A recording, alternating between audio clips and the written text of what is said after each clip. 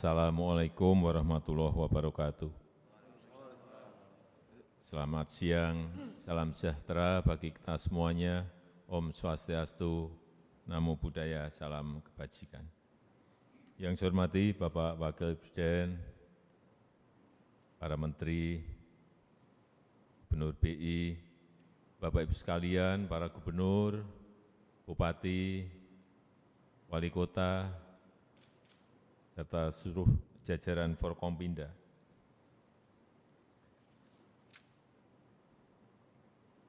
Saya kira saya telah mengingatkan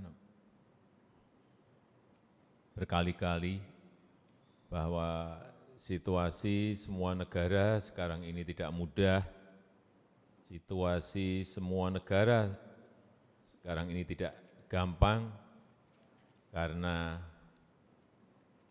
setelah pandemi yang belum pulih, diikuti dengan perang yang menyebabkan krisis energi, krisis pangan, maupun krisis keuangan atau krisis finansial. Sama juga di negara kita, urusan yang berkaitan dengan BBM, ini persis sama yang dialami oleh negara-negara lain. Bahkan di beberapa negara, harga BBM sudah berada di angka ada yang Rp17.000, ada yang Rp30.000, bahkan gas di Eropa sekarang ini sudah naiknya bisa lipat 6 kali, ada yang 7 kali.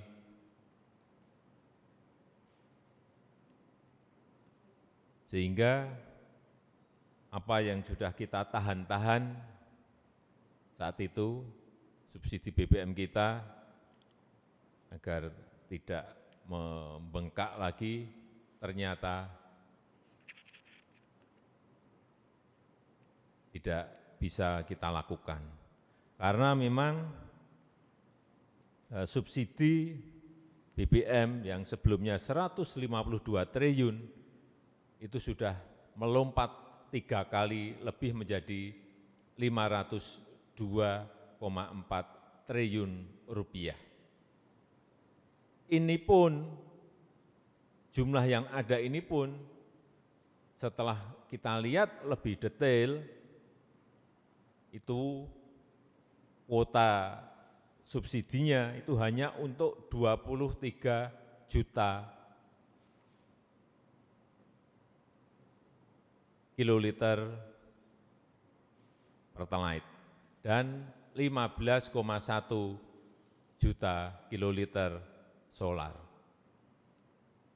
Dan setelah dikalkulasi, ini hanya bisa sampai pada awal Oktober. Kalau sampai akhir tahun, sampai akhir Desember, kebutuhan kita menjadi 29,1 juta kiloliter untuk Pertalite dan 17,4 kiloliter untuk solar. Ini estimasi kebutuhan. Sehingga akan muncul lagi tambahan kebutuhan untuk subsidi sebesar 195 triliun rupiah. Artinya total, kalau kita lakukan itu bisa sampai 700 triliun. Uangnya dari mana? Enggak mampu APBN kita. Oleh sebab itu,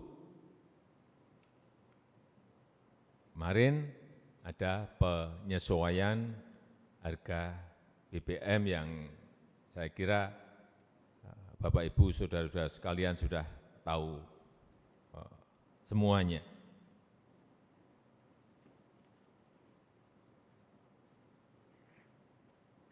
Dan untuk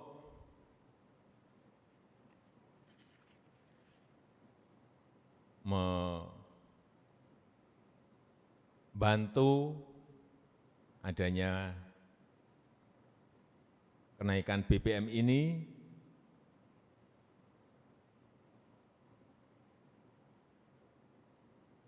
saya minta provinsi, kabupaten, dan kota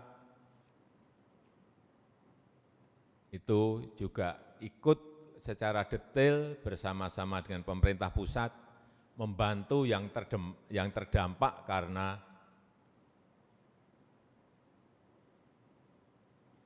kenaikan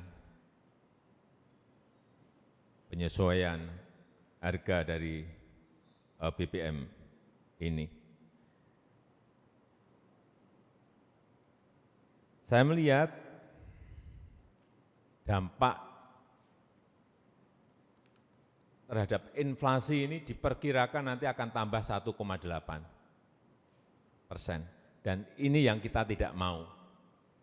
Oleh sebab itu saya minta pada gubernur, bupati, wali kota agar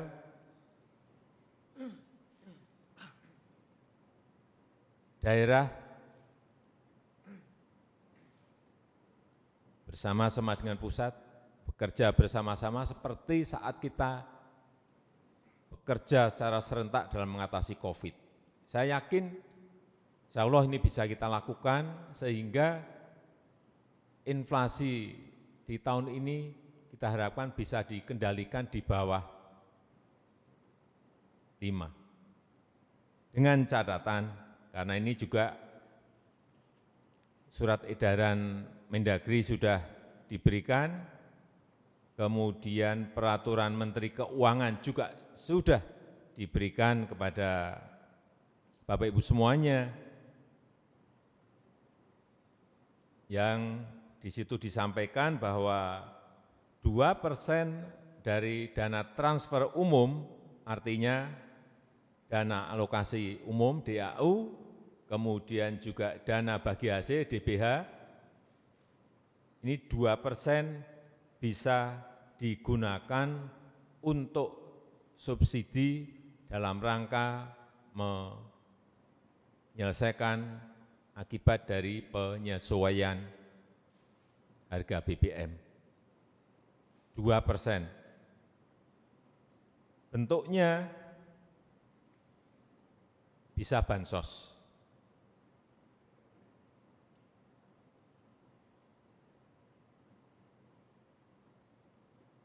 Terutama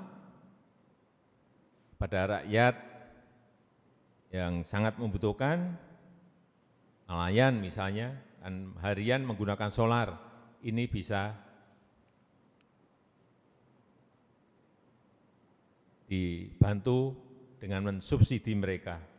Ojek misalnya, ini juga menggunakan BBM, bisa dibantu dari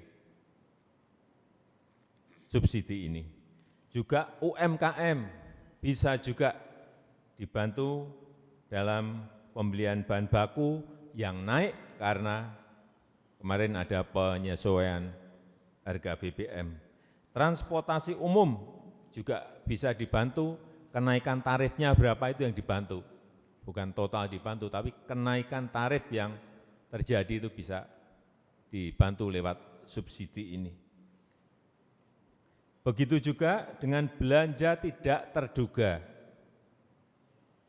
Ini juga bisa digunakan untuk, utamanya untuk subsidi inflasi. Misalnya terjadi kenaikan harga telur, kenaikan dari harga bawang merah, kenaikan dari harga bawang putih misalnya. Belanja tidak terduga ini bisa digunakan untuk membantu biaya transportasinya. Artinya misalnya, yang saya lihat, misalnya harga bawang merah naik. Bawang merah berasal yang banyak dari Brebes. Misalnya ini provinsinya Lampung. Brebes Lampung berapa transportasinya? Biaya transportasinya 3 juta. Nah ini yang ditutup biaya transportasi itu, 3 juta ditutup oleh Pemda. Sehingga harga yang terjadi adalah harga petani di Brebes, kemudian sama dengan harga yang ada di pasar. Kalau itu semua daerah melakukan, ini kita akan bisa menahan inflasi agar tidak naik. Begitu juga harga telur misalnya, yang sekarang masih tinggi. Pemda bisa beli pada produsen langsung, peternak ayam petelur. Misalnya pusatnya di Blitar, atau di Purwodadi, atau di Bogor, bisa membeli langsung dari peternak, kemudian dikirim kepada pasar, sehingga harga yang terjual di pasar adalah harga dari peternak. Karena biaya transportasinya ditanggung oleh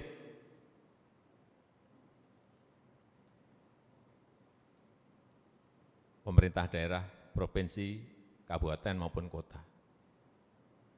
Juga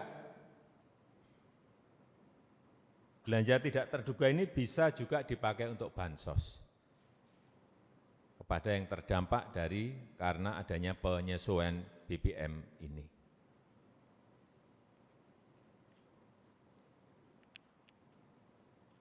Ini pernah saya lakukan pengalaman saat wali kota dengan menutup biaya transportasi tersebut, sehingga saat itu inflasi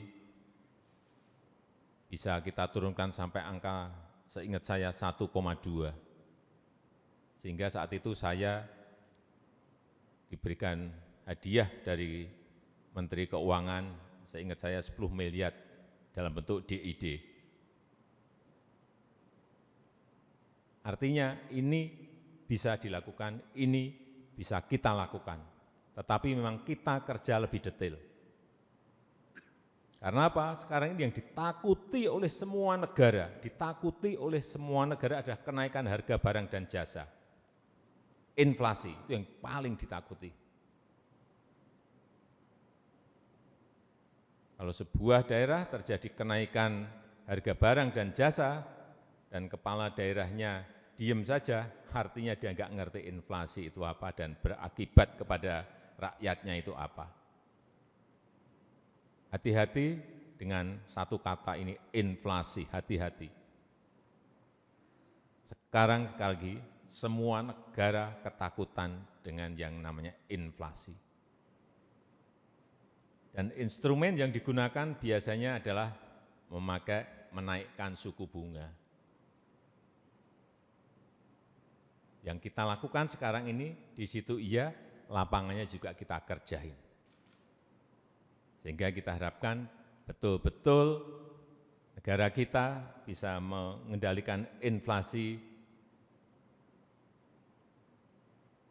dengan baik. Dan kalau kita lihat posisi per hari ini, dana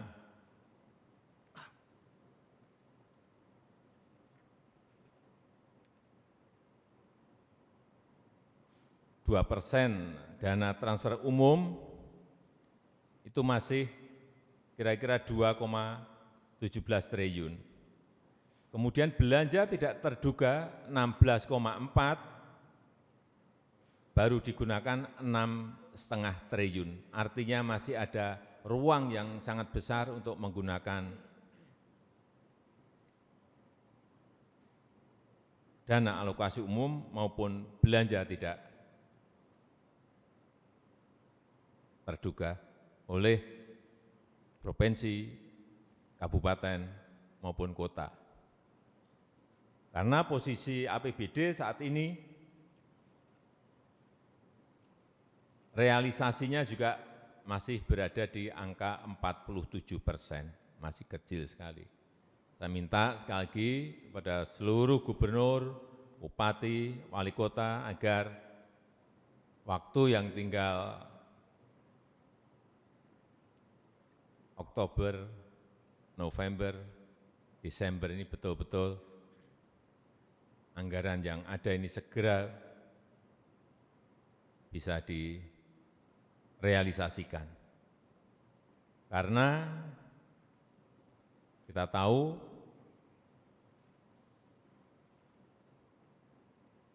kontribusi APBD terhadap pertumbuhan ekonomi sebuah daerah itu sangat besar. Dan juga supaya kita juga tahu bahwa akibat inflasi tersebut, terutama yang berkaitan dengan harga pangan, ini hati-hati. Kontribusi harga pangan terhadap kemiskinan itu 74%. Begitu harga pangan naik, artinya di sebuah daerah kemiskinannya juga akan terkerek ikut naik. Utamanya itu beras sebagai komponen utama. Jadi hati-hati kalau harga beras di daerah Bapak Ibu sekalian itu naik meskipun hanya 200 atau 500 perak, segera diintervensi karena itu menyangkut kemiskinan di provinsi, di kabupaten dan di kota Bapak Ibu pimpin itu akan langsung bisa naik angka kemiskinannya. Ini kabupaten dan kota yang inflasinya tertinggi, tolong dilihat, dan agar segera dilakukan intervensi di lapangan, Luwuk, Jambi, Kota Baru, Sampit, Tanjung Selor, Jayapura, Sintang, Bungo, Padang, dan juga Sibolga. Dan juga 5 provinsi, dari 10 provinsi dengan inflasi tertinggi, hati-hati, saya enggak tahu ini kenapa, tolong dilihat betul, ada di Sumatera, 5 provinsi itu, yaitu Jambi, Sumbar, Babel, Aceh, dan Kepri. Yang lain-lainnya tadi Kalteng, Maluku, Papua, Bali, Sulteng, NTB, Riau, Kalsel, Lampung, Bengkulu, DIY, Kaltara, Sumsel, Sumut, Jatim, Jateng, Sulsel, Kaltim, ini sekali lagi hati-hati. Karena nanti larinya kalau enggak diintervensi kepada kenaikan kemiskinan.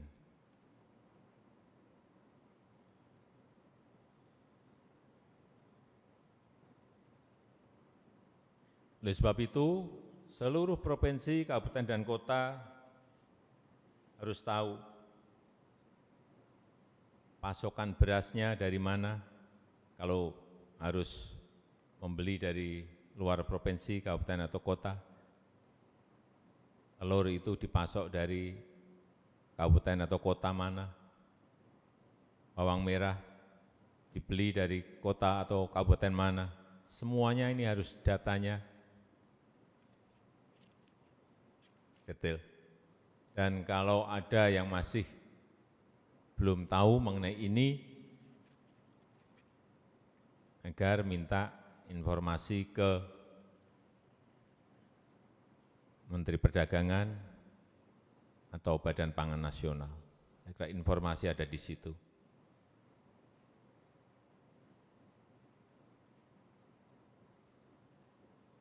Saya rasa itu yang bisa saya sampaikan pada kesempatan yang baik ini. Sekali lagi, kemarin saya kira sudah juga bertemu dengan Jaksa Agung, dengan Kapolri, dengan BPKP,